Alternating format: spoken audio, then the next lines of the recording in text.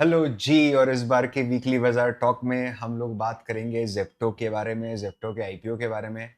ये कन्वेंशनल जो fin influencers IPO analysis करते हैं वैसा कुछ भी नहीं है भाई लोग। ठीक है, तो जो लोग इन्वेस्टर कैटेगरी के लोग हैं, ये मैं स्टूडेंट्स के लिए बना रहा हूँ। ठीक है, इसमें डेप्थ में माइंडसेट पे बताया गया है कि एक आईपीओ को एनालाइज करते समय आपकी माइंडसेट क्या होनी चाहिए। ठीक है, कोई फ्रेमवर्क नहीं है, कोई जादू की झड़ी नहीं है। इसके एंड में मैं बताने नहीं वाला हूँ आपको कि आपको इस पे पैसा लगाना चाहिए कि नहीं लगाना चाहिए। Not talking about that. ये डिस्क्लेमर आप लोग रोक के पढ़ लीजिएगा प्लीज, कि डिस्क्लेमर क्या है। मैं टाइम वेस्ट नहीं करना चाहता। दो भाई और दोनों के दोनों ही तबाही। आप एक काम करो, एक अपना फोन ओपन करो, कोई फूड डिलीवरी ऐप ओपन करो, उसमें एक पिज्जा ऐड करो। ठीक है, कार्ट में आपको दिखेगा 299 रुपीज का पिज्जा एडेड। जब आप फाइनल अमाउंट देखने जाओगे डोमिनोज में, डोमिनोज के ऐप पे, तो वो 299 रुपीज नहीं होता है, वो होता है 410 रुपीज।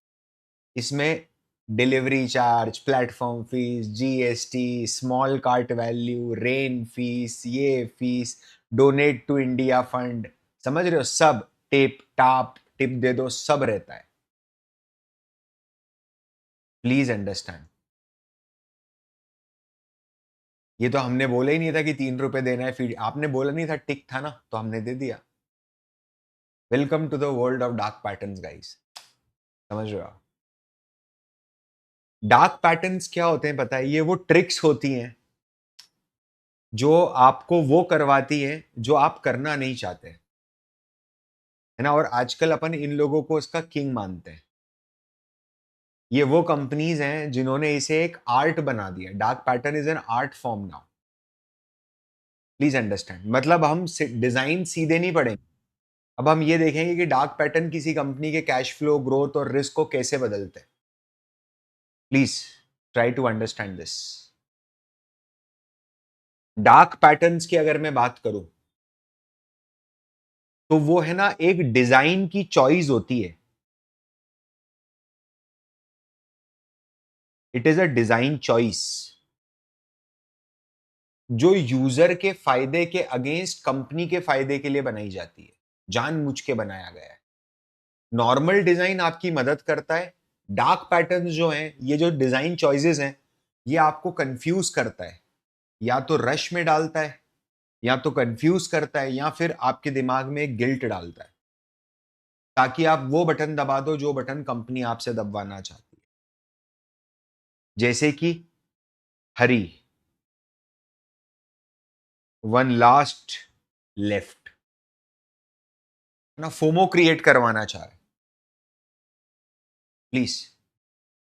हैबिट्स, हैबिट्स मतलब ऑटो रिन्यूअल। ऑटो रिन्यूअल का फीचर होता है। अरे क्यों ऑटो रिन्यूअल यार? आप चाहो तो ऑटो रिन्यूअल ऑफ भी तो करो ना। यू गिव द चॉइस, एक साल बाद उसको रिन्यू करना है कि नहीं करना है ना। शेम, शेम मतलब कि आपको उसने कोई फीचर दिया, उस पे एक तो यस लिखा है और दूसरी जगह नो होना चाहिए ना, तो क्या लिखते हैं? No, I don't want to save money.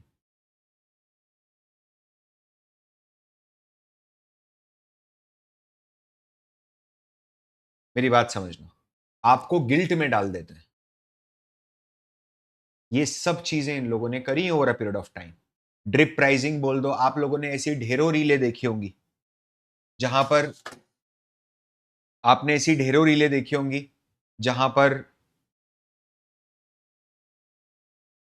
शुरुआत में आपको बताया गया कि अगर मैं एंड्रॉइड से जेप्टो ओपन कर रहा हूं और एप्पल आईओएस से जेप्टो ओपन कर रहा हूं, सेम बास्केट्स डाल रहा हूं, सेम कार्ट प्रोडक्ट डाल रहा हूं, मेरा बिल बहुत डिफरेंट आ रहा है। आप अगर जेप्टो को बहुत टाइम तक ओपन ना करो और फिर जेप्टो पे जाओ, they will give you heavy discount. उसको बोलते हैं स्लो ब्लीड, ड्रिप प्राइसिंग। आप प्राइस को टुकड़ों टुकड़ों में दिखाते हो।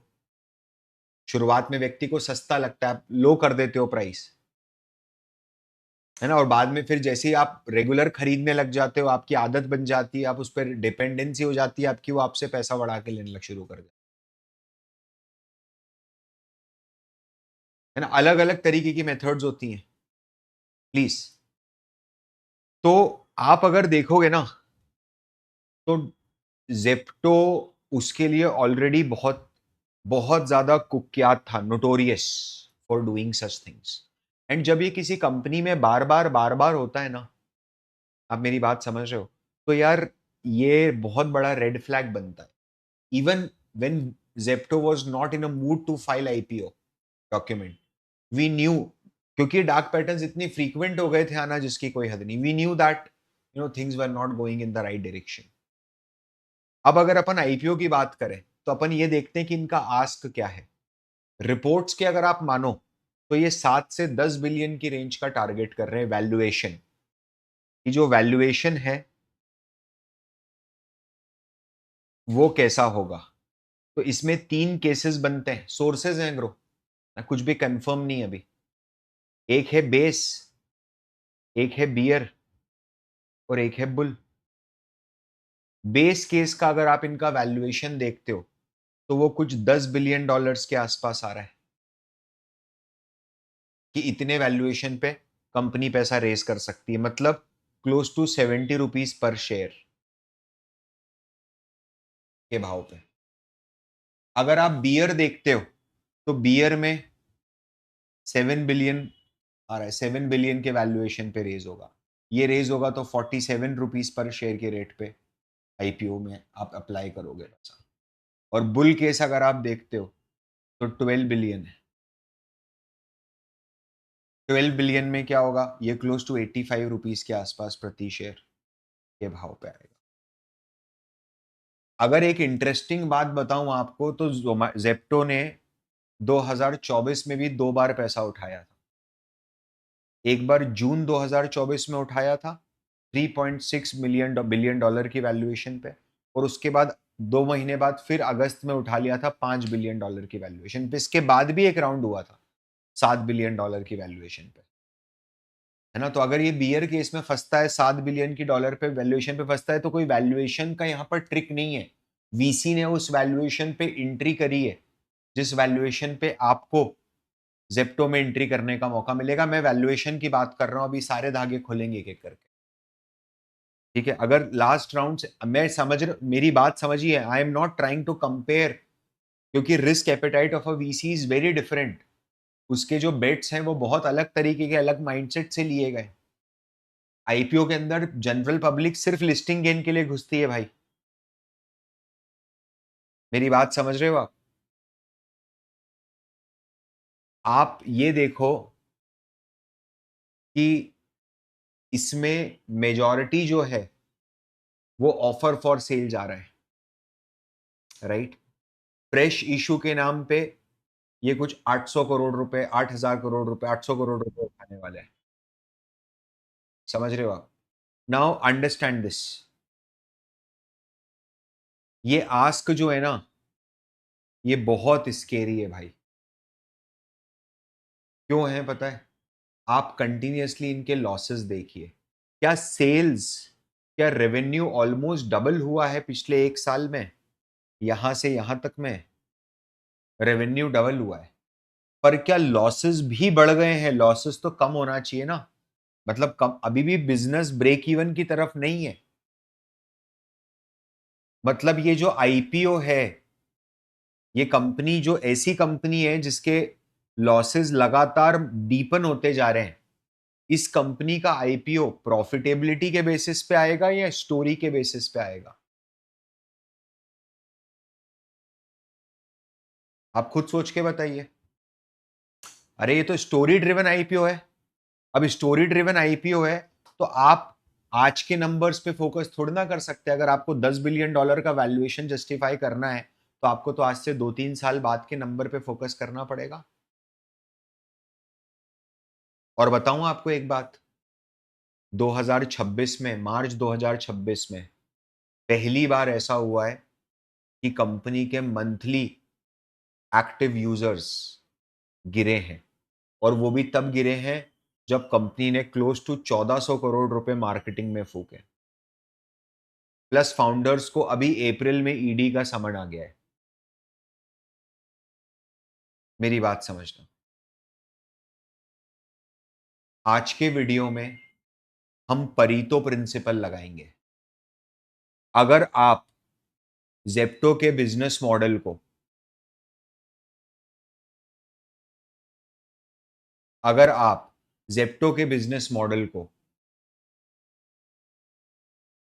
20% भी समझ गए, आपने 20% भी एफर्ट डाल दिया, तो 80% एनालिसिस आप कर निकलोगे। ठीक है, नाउ अंडरस्टैंड दिस। ये जो धंधा है ना भाई, इसका सबसे बड़ा रेड फ्लैग ये है कि ये बिजनेस ऑफ डिसरप्शन है। Now what do you mean by business of disruption? Business of disruption का मतलब ये है कि आप कुछ भी काम करोगे ना, कुछ भी इनोवेशन करोगे ना, आपका कॉम्पिटिटर वो इनोवेशन रिपीट कर देगा। आपको कंटिन्यूअसली इनोवेट करते रहना पड़ेगा। A lot of people of your age might not aware about this fact कि Flipkart is the father of cash on delivery model. Flipkart लेके आया इंडिया में, पूरी दुनिया में कैश ऑन डिलीवरी, उसके पहले कहीं होता नहीं था। इंडिया में आज ई कॉमर्स बिना कैश ऑन डिलीवरी के पॉसिबल नहीं है। बार बार आपको इनोवेशन, बार बार आपको बहुत पैसा चाहिए। अगर आप देखोगे इनकी, देखो यार, क्योंकि देखो बच्चों ने कमाल तो करा है। बच्चे ही हैं, 24 साल के हैं, 24-25 साल के हैं। आदित्य और केवल, केवल आदित्य पलीचा, ठीक है। सॉफ्टवेयर प्रोजेक्ट 10 साल की उम्र में शुरू करा, 2020 में स्टैनफोर्ड गए, पैंडेमिक हिट हुआ तो क्लासेस ऑनलाइन होने लगी। बॉम्बे आ गए, बॉम्बे आ गए, लॉकडाउन था, तो एक व्हाट्सएप ग्रुप स्टार्ट करा जिसमें ग्रोसरी डिलीवरी स्टार्ट करी अंधेरी ईस्ट में, एल्डरली लोगों के लिए, जो बूढ़े लोग हैं उनके लिए। लेकिन फिर क्या हुआ उसके बाद? व्हाट्सएप में तो लिमिटेशन है ना, प्राइवेसी इश्यूज आते हैं, तो फिर खुद का एक ऐप लॉन्च कर दिया। सब कुछ बहुत तेजी से करा और पहली फंडिंग उठा ली अगस्त सितंबर में, $50,000 उठाए कॉन्ट्रेरी कैपिटल फेलोशिप से, $2.5 मिलियन के वैल्यूएशन। और उसके बाद सप्लाई सॉल्व करना शुरू करी। फाउंडर्स बॉम्बे के हर नेबरहुड के पास गए, किराना वालों से बात करना शुरू करी कि आपके यहाँ से हमारे बंदे आके सामान लेके जाएंगे। शुरुआत में तो वैसे ही करा, ठीक है। फिर वाईसी, जो वाई कॉम्बिनेटर है, उसके अंदर ये लोग सिलेक्ट हो गए, तो वाई कॉम्बिनेटर ने $1.25 लाख डाले फंडिंग में। बट इनको ये प्रॉब्लम समझ में आई कि यार नेबरहुड के जो किराना शॉप्स है उसमें कितना किराना है कितना नहीं है, it is a very difficult thing to do. तो मैं क्या करूँ, व्हाट शुड आई डू ऐसे केस में? तो उन्होंने बोला कि अपन डार्क स्टोर मॉडल्स पे आते हैं। फेब्रवरी जुलाई 21 में डार्क स्टोर मॉडल पे आ गए। 300 ऑर्डर प्रतिदिन, बट 45 से 60 मिनट की डिलीवरी। इसके कारण ये लोग डार्क स्टोर्स पे आए। इन्होंने बोला डिलीवरी अपने को end to end inventory control चाहिए। और जुलाई 2021 में नंबर्स इतने अच्छे थे कि $10 मिलियन का पहला चेक मिल गया और यूनिकॉर्न स्टेटस आ गया। समझ रहे हो? They have not stopped since then. What is Zepto right now? आप अगर आज जेप्टो को देखते हो तो आज जेप्टो क्या है, क्या बोलता है ये बोलता है that Zepto is the fastest growing quick commerce platform in India in terms of order volume between 2024 to 2026. Amongst the scaled quick commerce platforms during this period, Zepto's order volume grew CAGR of approximately 119%, significantly outpacing the industry growth, as per the ReadShare report. अब ये जो ReadShare है ना, ये भाड़े की company है।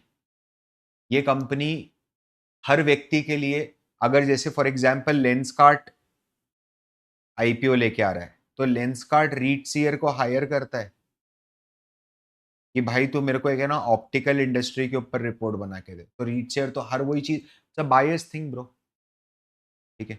Focused on quick commerce business.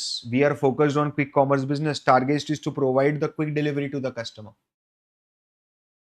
2026 में 46,000 SKUs हैं एंड 1140 डार्क स्टोर्स हैं। ये दो इंपॉर्टेंट फिगर्स हैं। जो आपको हमेशा दिमाग में रखना चाहिए। Now understand quick commerce Hindustan में क्यों काम कर जाता है, इसका क्या रीजन है? ये जेप्टो की इतनी जबरदस्त ग्रोथ कैसे हो गई? क्विक कॉमर्स ऑस्ट्रेलिया में काम क्यों नहीं कर सकता? यूएस में काम क्यों नहीं कर सकता? सर बहुत दूर दूर रहते हैं लोग, तो हमारे यहाँ के बस्ती में रहते हैं आपस में। Yes, India is a very densely populated state. State मतलब मैं स्टेट ऑफ सोवरेन स्टेट की बात कर रहा हूँ। अरे अगर 1 स्क्वायर किलोमीटर में 20,000 लोगों की पॉपुलेशन, 1 किलोमीटर बाय 1 किलोमीटर के दायरे में 20,000 लोग रह रहे हैं मेट्रो सिटीज में, डेंसिटी कितनी ज्यादा है, बिल्डिंग्स ऊंची हैं, फिर मेरे पास लेबर का आर्बिट्राज है। मेरे को 20,000 रुपए में आदमी मिल जाता है 8 घंटे काम करने के लिए, 25 दिन काम करता है मेरे लिए महीने में। कोई कंपनसेशन नहीं देता मैं उसको, कोई मेंटेनेंस नहीं देता उसकी गाड़ी का, कोई खर्चा नहीं देता मैं, है ना? तो आसानी से बंदा मिल रहा है डिलीवरी करने के लिए। तो यार इन्होंने कुछ नया थोड़ी ना करा, they've just became the participant in the evolution of grocery. कि पहले इंडिया में ट्रेडिशनल स्टोर्स थे, फिर सुपरमार्केट बन गए, फिर ऑनलाइन रिटेल्स आ गए, है ना, फिर स्लॉटेड डिलीवरी हो गया। स्लॉटेड डिलीवरी मतलब बिग बास्केट, एक स्लॉट डिसाइड करो उस टाइम पर डिलीवर कर देंगे। और फिर क्विक कॉमर्स आ गया, 10 मिनट 20 मिनट। ये सिर्फ ये लोग तो बहती गंगा में हाथ धो लिए। मेरी टीम की ख्वाहिश है कि अगर आपने कुछ सीखा है, आपको इंगेजिंग लग रहा है अभी तक, तो जाके नीचे लाइक दबाओ, लाइक का बटन दबाओ भाई, यूट्यूब बाबा को हैप्पी करो। ठीक है, प्लीज डू दैट, है ना? It will be very helpful for us. आप लोगों ने अगर बेल आइकन नहीं दबा रखा है तो उसको भी प्रेस कीजिए। क्विक कॉमर्स की ग्रोथ बहुत फिनोमिनल हुई है भाई इंडिया में। जो 1.6 बिलियन डॉलर की इंडस्ट्री थी कैलेंडर ईयर 2022 में, वो 10 गुना बढ़ गई 2 साल 3 साल के अंदर अंदर, 11 बिलियन डॉलर। और यहां से 4 साल के अंदर भी, 5 साल के अंदर वो यहां से भी 6 गुना बढ़ने के कागार पर है। तो क्या ग्रोथ बहुत मैसिव है, it is in a very high growth trajectory industry, please understand. But पता है क्या है, मारा मारी भी उतनी है, मारा मारी भी उतनी है। अगर आप देखोगे तो क्विक कॉमर्स का annual transaction user growth year on year सबसे हाईएस्ट है।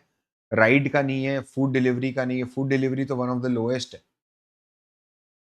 राइट? तो इंडिया में क्विक कॉमर्स कैसे काम करता है, ये थोड़ा सा देखते हैं।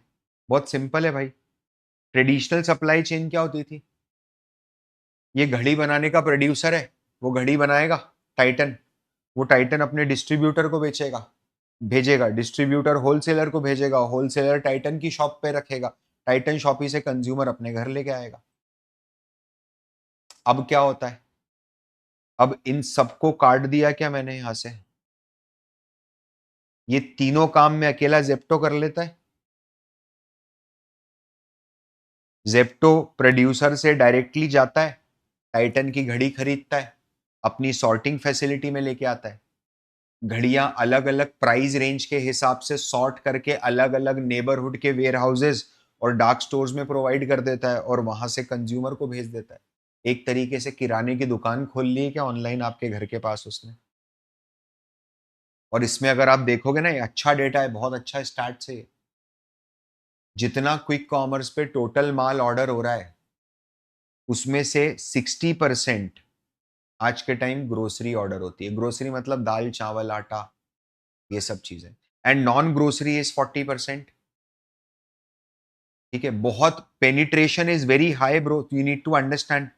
ये अगर आप चार्ट देखते हो, यहाँ पर ऑनलाइन पेनिट्रेशन है और यहाँ पर मार्केट साइज है। Grocery fits in the territory जो हाई मार्केट साइज की टेरिटरी है, इसका मार्केट बहुत बड़ा है और ऑनलाइन पेनिट्रेशन बहुत लो है। इसका मतलब इसमें ऑनलाइन काम करने का स्कोप तो कितना बड़ा हो जाता है, जस्ट इमेजिन दिस, राइट? और इन्होंने भी यही चीज बोली है, the quick commerce model demonstrate the superior space utilization compared to other formats. Quick commerce operations typically achieve GMV of 50,000 to 70,000 square foot per annum at dark store, which is significantly higher than 25,000 square foot organized by organized offline store. बोला D mart 25,000 रुपए पर square foot का GMV, gross merchandise value, खड़ी कर पाता है 1 square foot पे एक साल में। हम लोग 50,000 से 70,000 कर रहे हैं। क्यों? क्योंकि quick commerce stores do not require customer facing areas such as aisle, checkout counter, display section, allowing maximum utilization of space for inventory storage, है ना? Continuous improvement system like Kaizen to make more SKUs within the physical space. वो बोलता है हम लोगों ने over a period of time इसको बेहतर करा है. नाउ अंडरस्टैंड इसके कारण हुआ क्या? आपको समझना पड़ेगा. The quick commerce become one of the fastest growing and most addictive, one of the addictive retail segment. Sir ये चीज क्या बता रहे हो आप? Kunal Shah delta four theory. Kunal Shah sir की, ये पूरा नहीं आ पाया किसी कारण से, मैं so sorry for this. Kunal Shah sir की एक थ्योरी है, का नाम है डेल्टा फोर. डेल्टा फोर क्या है भाई? बहुत शानदार चीज है समझना. मान ले तूने एक ऐप बनाया, तूने बोला सर मेरा एक ऐप है, उस ऐप के ऊपर आप खाना ऑर्डर करो, ठीक है? मेन्यू दिख जाएगा आपको, आप ऐप के ऊपर खाना ऑर्डर करो, बंदा 30 मिनट में आके आपको डिलीवरी दे जाए. ये मेरा बिजनेस मॉडल है सर, प्लीज बताओ ये बिजनेस मॉडल बड़ा हो सकता है कि नहीं हो सकता है? कुणाल शाह सर बोलते हैं एक काम कर, तू डेल्टा फोर थ्योरी लगा. तो बोले सर डेल्टा फोर थ्योरी क्या होती है? तो बोलते हैं कि तू एक बात बता कि तेरे ऐप के बिना ये काम कैसे होता है? तो बोले सर मेरे ऐप के बिना तो ये काम ऐसे होता है कि मैं बहुत सारे रेस्टोरेंट से मेन्यू कार्ड इकट्ठा करके मेरे घर में रखता हूँ, और पहले मैं मेन्यू डिसाइड करता हूँ घर में, फिजिकल मेन्यू देखता हूँ, फोन लगाता हूँ उस रेस्टोरेंट को, वो रेस्टोरेंट, हाँ बोलो क्या ऑर्डर था, हाँ कहाँ से बोल रहे हैं, हाँ कौन सी बिल्डिंग, शांति बिल्डिंग, क्रांति बिल्डिंग है, क्रांति बिल्डिंग, हाँ क्रांति बिल्डिंग, कौन सा माला, 24वां माला. कंफ्यूजन आ रहा है सर, है ना? और फिर उसके बाद वो 45 मिनट तक ऑर्डर ही नहीं लेके आ रहा है, और 45 minutes is not taking order. तो ऐसे विदाउट ऐप में, जब कस्टमर, एक कंज्यूमर के व्यू पॉइंट से सोच कि अगर वो तेरी, अगर विदाउट ऐप की जो सर्विस है, या भी जो एग्जिस्टिंग सर्विस है, इसको एक कंज्यूमर क्या रेट करता है? तो बोले सर वो 3 आउट ऑफ 10 रेट करता है. और बोले तेरा जो ऐप है जिसमें कस्टमर को अपने घर पे एसी में बैठना है और सिर्फ ऐप के ऊपर ऑनलाइन ऑर्डर देना है, और वो ट्रैक भी कर सकता है कि 25 मिनट में ऑर्डर अभी कहाँ पहुंचा है, कहाँ नहीं पहुंचा है, मेरे घर पे आ गया, घंटी बज गई, उसको वो कितना डिलीवरी देगा, डिलीवरी इस एक्सपीरियंस को वो कितना रेट देगा? तो बोले सर इसको वो 9/10 देगा. तो बोले क्या इन दोनों एक्सपीरियंस में गैप कितना है? तो बोले सर इन दोनों एक्सपीरियंस में 6 की रेटिंग का गैप है. कुणाल शाह सर बोलते हैं अगर ये गैप 4 से ज्यादा का है, तो इसका मतलब ये है कि आपका बिजनेस डिसरप्टिव बिजनेस है, आप बड़ा कर सकते हो उस बिजनेस को. ह्यूमन इमोशंस पे ड्रिवन बिजनेस है भाई, वो लोगों की प्रॉब्लम सॉल्व कर. क्विक कॉमर्स ने एग्जैक्टली वही करा है. वो हैबिट फॉर्मिंग पे जा रहा है, आलसी बना रहे हैं आपको मिलकर. That is exactly what they are doing. उनका गोल बहुत सिंपल है. वो बोलते हैं benefiting customers in such a way that is habit forming, ये उन्होंने खुद बोला है.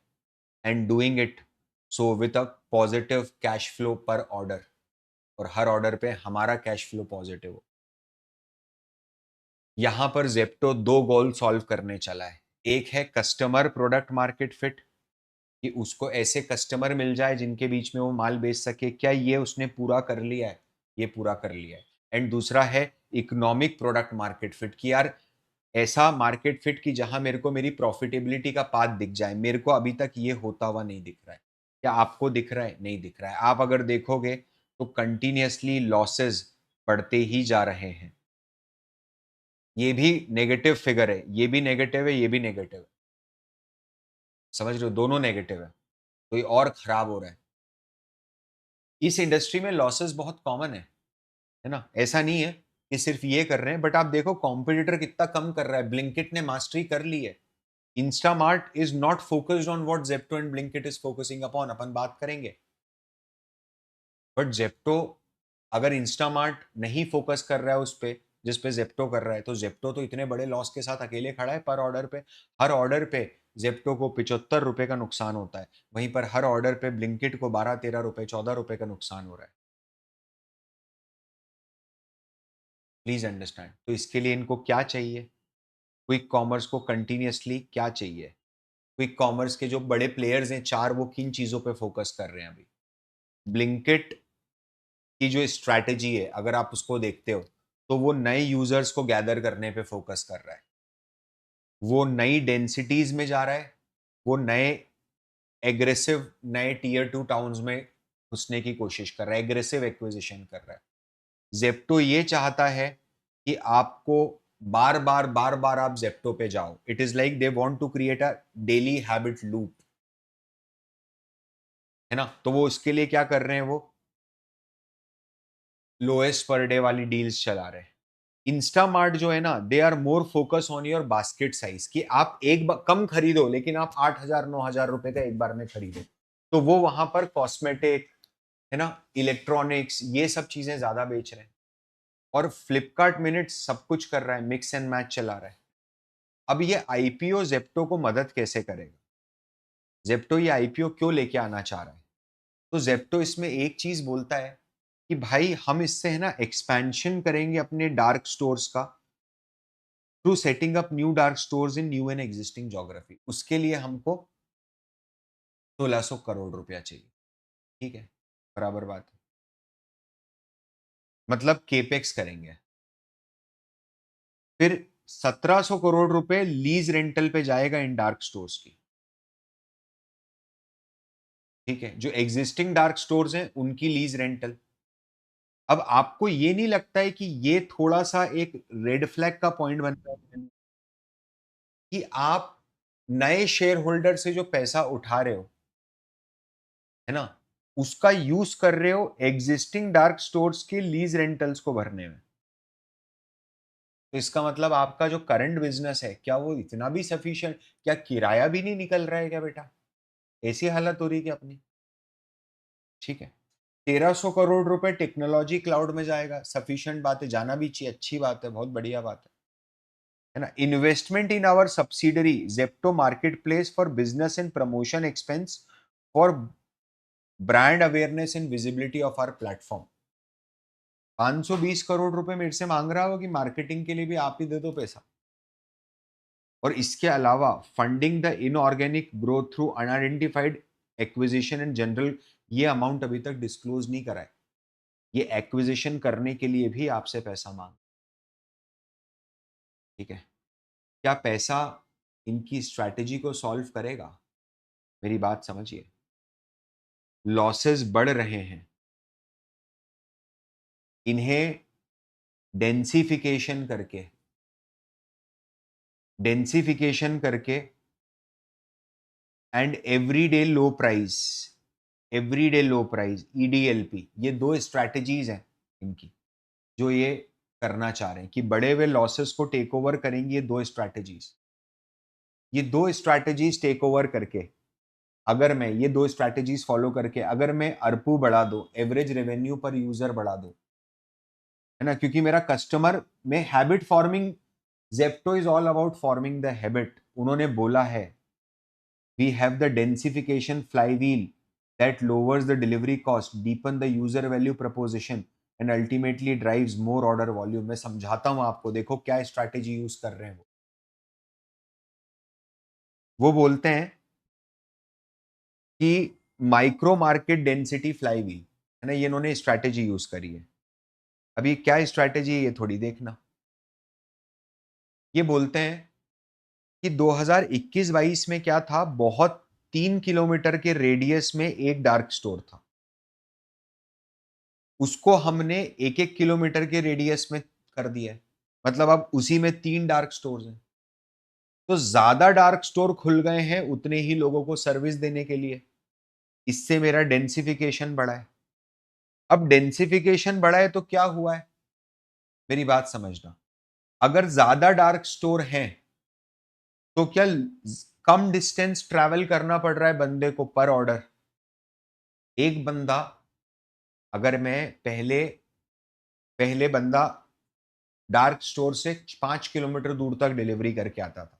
जस्ट इमेजिन कर, यहाँ से सामान उठाया, 5 किलोमीटर दूर गया, वापस आया, वापस डार्क स्टोर है, 20-25 मिनट खोटी हो गए उसके तो। अरे अपने को 5 मिनट का धंधा करना है, 10 मिनट का धंधा करना है। इन्होंने क्या करा, डार्क स्टोर्स को 1-1 किलोमीटर 2-2 किलोमीटर की टेरिटरी में कर दिया।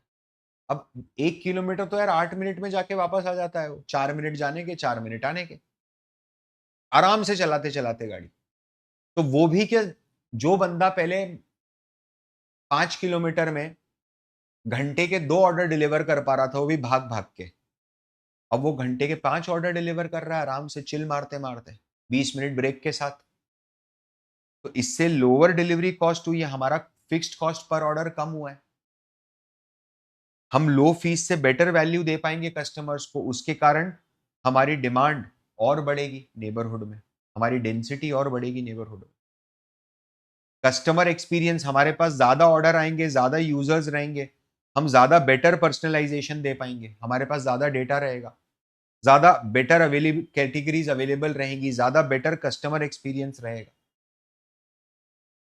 समझना है ना, अगर डेंस डार्क स्टोर्स रहते हैं तो लोअर फुलफिलमेंट कॉस्ट है, बेटर मार्जिन है, बेटर वैल्यू टू कस्टमर्स है, ज्यादा ऑर्डर है, तो दो चक्रों पे फोकस हो रहा है, एक फोकस है कस्टमर एक्सपीरियंस पे और एक है फ्लाई व्हील पे, कॉस्ट को बचाने पे। ये दो अगर कर लिया ना तो बोले सर ये ऐसा चक्रव्यूह है जिसकी कोई हद नहीं, और ये करते भी हैं। अगर आप देखोगे ना कि एवरीडे लोएस्ट प्राइस क्या है ना, वो कैसे काम करता है, तो you will understand this everyone.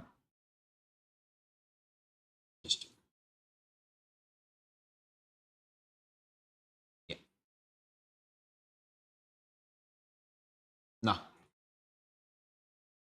Please everyone.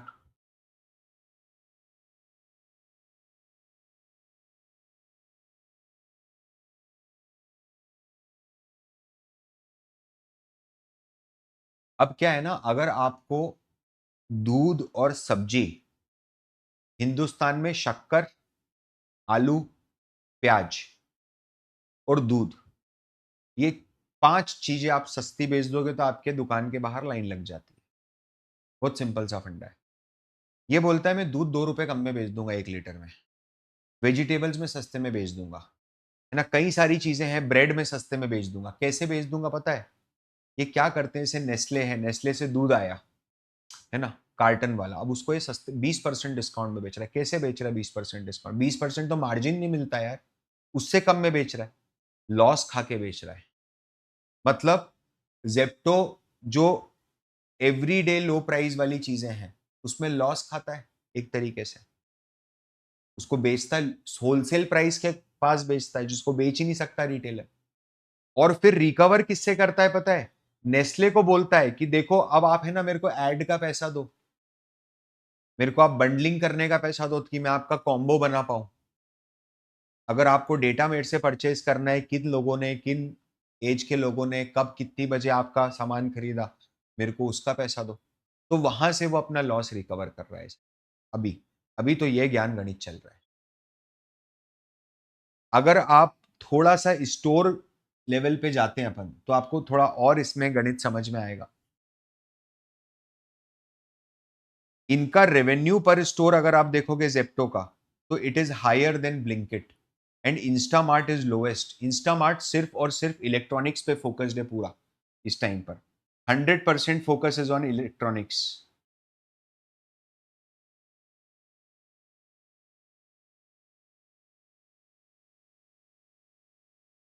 जेप Instamart चाह रहा है, देखो ना आप स्टोर को कंपेयर करो, 1140 स्टोर जेप्टो के हैं, 1140 इंस्टामार्ट के हैं, ठीक है, दोनों 1140 है। लेकिन आप टोटल ऑर्डर साइज देखो, टोटल ऑर्डर देखो, ऑर्डर पर डे देखो और रेवेन्यू देखो कितना कम है।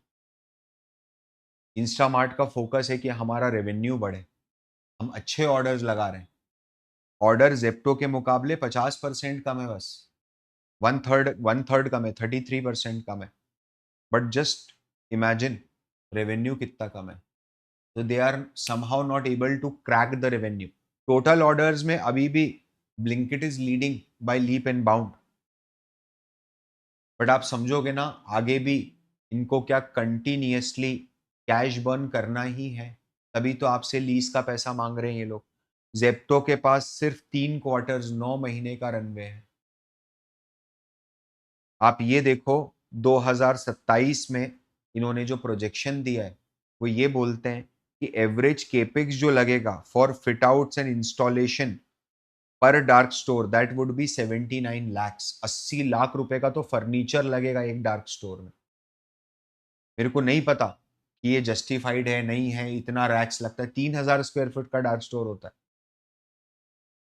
कितना है क्या है कितना पैसा, मतलब 3,000 डार्क स्टोर के डार्क स्टोर में बनाने में आप 80 लाख रुपए का फर्नीचर कैसे लगाओगे? क्या करना चाह रहे हो? सबसे बड़ा रेड फ्लैग ये है कि जेप्टो इस समय इन्फेंट बेबी है। समझ रहे हो? आपको है ना किसी को उसको आके बीच बीच में दूध पिलाना पड़ेगा, नहीं तो वो रोना शुरू कर देगा। Are you getting my point? ये अपने दम पे नहीं चल सकता, इसको बार बार फ्यूलिंग की जरूरत पड़ेगी। अगर अभी अगर अभी इनके पास पैसा नहीं है, they are coming up to the public to raise the money, कल को ये पैसा भी खत्म हो जाएगा, because there is no clear pathway for sustainable profitability. ये जो कर रहे हैं इस टाइम पर, ये बिजनेस तो नहीं है किसी भी तरीके से। किराने की दुकान नहीं चलती है ऐसे।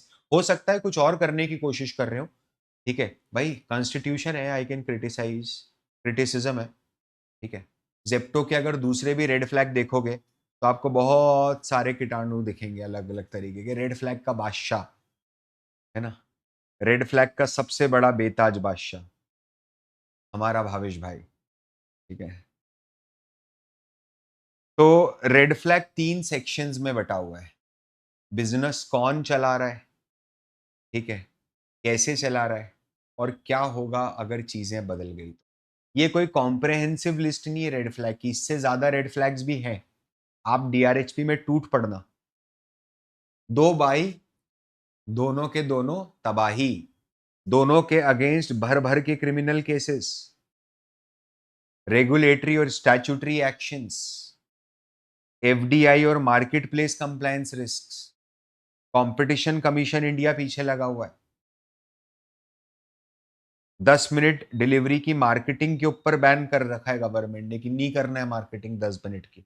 उसके ऊपर आप भरे पड़िए न्यूज, आप देखो जेप्टो के बारे में, it is filled everywhere. Criminal liability निकल रही है केवल्य वोरा की मिनिमम वेजेस एक्ट के अंदर, उसको अभी स्टे ले रखा है इन लोगों ने कर्नाटका हाई कोर्ट से, ठीक है। कुछ भी हो जाता है अगर तो अंदर हो जाएगा भाई। Second, foreign ownership. Foreign ownership मतलब क्या है? Zepto is foreign owned and controlled. Zepto Indian company है ही नहीं, it is foreign owned and foreign controlled. क्योंकि इसके जो फाउंडर्स हैं दोनों, आदित्य पलीचा और Kaivalya, they have hold their stock stakes. इन्होंने अपने स्टेक कैसे होल्ड करे? थ्रू अ सिंगापुर ट्रस्ट, एक सिंगापुर की ट्रस्ट के थ्रू, है ना, जिसमें दुबई बेस्ड ट्रस्टीज हैं, उनके पेरेंट्स ट्रस्टीज हैं, और बोर्ड में, इसके बोर्ड में यूएस के रेसिडेंट लीडर्स हैं। कैपिटल का जो बेस है, मेजरली जो कैपिटल आई है, वो पहले फॉर्मर सिंगापुर पेरेंट, मतलब ये सिंगापुर की जो कंपनी है, इनकी ट्रस्ट है, वहां से आई है, राइट। तो बहुत सारा क्रॉस बॉर्डर खदीजा फैला हुआ है पूरा, ठीक है। अच्छा, 10 मिनट डिलीवरी मॉडल तो अपने आप में रेगुलेटर चैलेंज कर रहा है। ये सबसे बड़ा इशू है मेरे लिए। रेड फ्लैग्स क्या है? आपको बहुत एक्सट्रीम केपेक्स की रिक्वायरमेंट पड़ रही है आईपीओ के पैसे से। आईपीओ के फंड का अनक्लियर यूज है, आपको पता नहीं है पूरे पैसे का क्या यूज करना है अभी। और वीक कस्टमर स्टिकीनेस है। वीक कस्टमर स्टिकीनेस का क्या मतलब है? एक्सट्रीम केपेक्स मतलब देखो ना आप, कितना केपेक्स कर रहा है भाई। डार्क स्टोर बनाने के लिए इतना चाहिए पर डार्क स्टोर, है ना, उसके लिए फिर उसको फर्निशिंग करने के लिए अलग से 70-80 लाख रुपया चाहिए। क्या चल रहा है ना। और आप लीज पेमेंट करने के लिए भी, ऑपरेशंस के लिए भी पैसा ले रहे हो, केपेक्स के लिए भी पैसा ले रहे हो। बहुत सारा यूज केस ऑफ फंड है जो आपने बताया नहीं कि आप क्या करना चाह रहे हो, राइट। कस्टमर स्टिकीनेस क्या वीक है इस कैटेगरी में? तू मेरे को एक बात बता, तेरे को चाहिए रेडबुल, रात के बज रहे हैं 11:30, तूने खोला ब्लिंकिट, तूने खोला, एक ने खोला जेप्टो। 2 दोस्त हैं, दोनों ने खोल दिया। एक फ्री बैठा था, उससे इंस्टामार्ट खुलवा लिया। ब्लिंकिट बोलता है ₹110, जेप्टो बोलता है ₹111 और इंस्टामार्ट बोलता है ₹115। कहाँ से खरीदोगे? ब्लिंकिट से खरीदेंगे। क्यों? जेप्टो मेरे फूफा की दुकान थोड़ी ना है। मेरे को क्या करना है जेप्टो से? अबे जेप्टो लेके आएगा तो क्या अलग फ्लेवर आ जाएगा क्या रेडबुल का? कमोडिटाइज्ड चीज है ना। और अगर आप देखोगे तो इनका कोहर्ट कितना जबरदस्त गिर रहा है। ध्यान से समझना है कोहर्ट क्या है। कोहर्ट ये है कि जिन लोगों ने फाइनेंशियल ईयर 23 में पहले क्वार्टर में फाइनेंशियल ईयर 23 के पहले क्वार्टर में जेप्टो को लॉग इन किया था, पहली बार जेप्टो यूज किया था, उनमें से कितने लोग आज तक जेप्टो यूज करते हैं? 15 क्वार्टर्स तक 43% लोग यूज करते हैं जिन्होंने पहली बार यहां पर। लेकिन ये नंबर पता है, ये नंबर शुरुआत में बहुत अच्छा था, 50% तक चला गया था। लेकिन क्या नीचे धीरे धीरे गिर के कम होता जा रहा है? देखो, the number has been reduced. जिन लोगों ने फेब्रवरी फाइनेंशियल ईयर 2025 क्वार्टर 3 के अंदर ऐप में पहली बार साइन अप करा, खरीदा, उनमें से सिर्फ 30% लोग अभी ये ऐप यूज करते हैं। The numbers are decreasing. Why it is decreasing? अगर कुछ गलत हो गया इस बिजनेस में तो क्या होगा? सब कुछ खत्म हो जाएगा। आपको समझना पड़ेगा, बिजनेस बहुत फ्रेजाइल है। इस समय जेप्टो हर ऑर्डर पे ₹60 लूज कर रहा है और ब्रेक इवन आने में ही उन्होंने खुद ही बोले, ब्रेक इवन तो पता नहीं कब आएगा, 2029-30 में तो ब्रेक इवन आएगा। वो भी तब जब लक्षण से चल गए, कॉम्पिटिटर ने बड़ा डिस्ट्रप्शन नहीं कर दिया इंडस्ट्री का। आप खुद बताओ, ये हालत है इस समय कैश फ्लो की। हमारा फ्री कैश फ्लो देखिए आप, 42,000 करोड़ रुपए। हमारा लॉस देखिए आप, 59,000 करोड़ का लॉस है। ये लॉस है, इसलिए पॉजिटिव में लिखा हुआ। प्रॉफिट होता तो नेगेटिव में लिखता लॉस को बताने। 60,000 करोड़ का नुकसान कर रहे हो आप, कैसे रिकवर करोगे उसमें? उसके बाद आप मेरे को प्रॉफिट कैसे बताओगे? सबसे बड़ी बात तो वो है। अगर आपको एक नजर से देख के इसको अवॉइड करना है, आप कर दो, कोई दिक्कत नहीं है। बहुत सारे रेड फ्लैग इसमें, और रेड फ्लैग्स अवॉइड करने की। बट पता है क्या, एक बहुत अच्छी बात पता है क्या है? जेप्टो के आईपीओ के आने के बाद क्या इंडिया में एक कल्चर ऑफ इनोवेटिव बिजनेसेस के आईपीओस का आ जाएगा क्या? कि इनोवेटिव बिजनेसेस जो है ना, उनका आईपीओ, उन कंपनीज का आईपीओ आ रहा है जो टेक रिस्क वाली बिजनेस है। अगर आपका माइंडसेट आज वीसी माइंडसेट है, वीसी जैसी रिस्क ले रहे हो, because Zepto is an startup, अगर आप वीसी जैसी रिस्क लेने को तैयार हो, राइट, तो ये आपके लिए चीज है। रेड फ्लैग सारे आपके सामने, आप और पढ़ोगे आपको और रेड फ्लैग्स मिलेंगे। ये 4 बहुत धमाकेदार वीडियोस हैं जो मैंने अभी रिसेंटली बनाए हैं। इन चारों की लिंक मैं आपको डिस्क्रिप्शन में दे दूंगा। आप आराम से इसको देखिए। क्या वीडियो देखना चाहते हो मेरे को फटाफट कमेंट करो। मैं सारे कमेंट्स आपके पढ़ता हूँ। Thank you so much for subscribing. आप लोगों ने वीडियो लाइक नहीं किया है, प्लीज़ लाइक कीजिएगा एंड बेल आइकन प्रेस कीजिएगा। मैं मिलता हूँ आपसे अगले वीडियो में, तब तक के लिए this is Parth Verma signing of.